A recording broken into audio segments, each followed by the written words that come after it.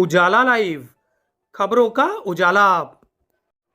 Channel को like और subscribe करें और हमारी सारी महत्वपूर्ण खबरों को अपने मोबाइल पर पाएं।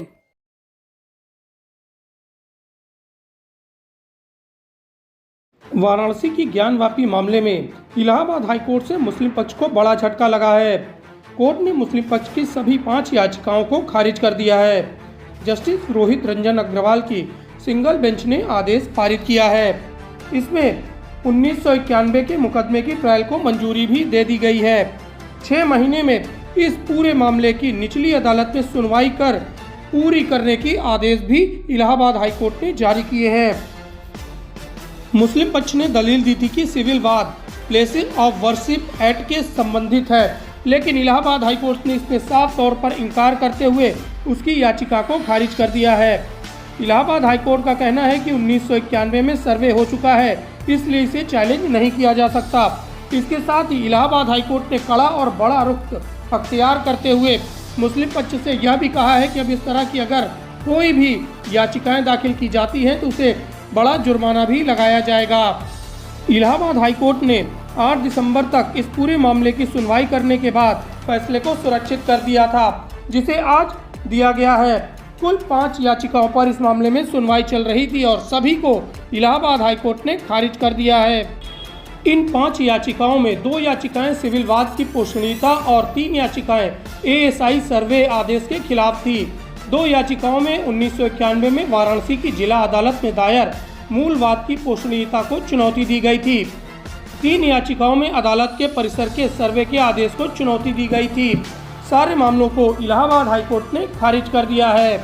माननीय उच्च न्यायालय ने आज जो मुस्लिम पक्ष के द्वारा 5 रिट याचिकाएं दाखिल की गई थी उन सबको निरस्त कर दिया गया और जो लोअर कोर्ट का आदेश पारित किया गया है उसको एफर्म कर दिया गया। कोर्ट के द्वारा यह कहा गया है कि यह जो वाद संख्या 610 सन 1991 है वह section 4 places of worship special provision act 1991 से बाधित नहीं है और यह सूट चलेगा, क्योंकि 15 अगस्त 1947 को 15 अगस्त 1947 को जो यह निर्णय करना है कि मौके की धार्मिक स्थिति मंदिर की थी या मस्जिद की थी,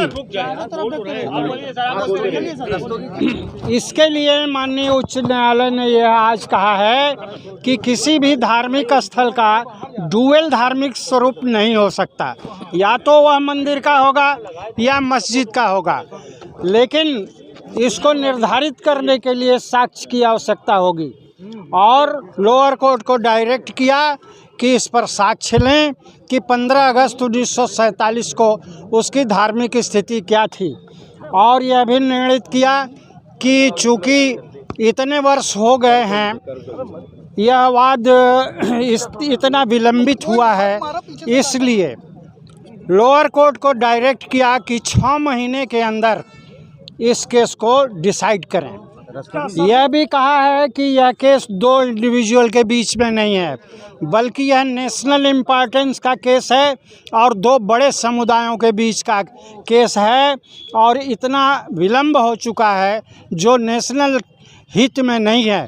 इसलिए लोअर कोर्ट को डायरेक्ट किया कि 6 माह के अंदर इसको निर्णित करें। अभी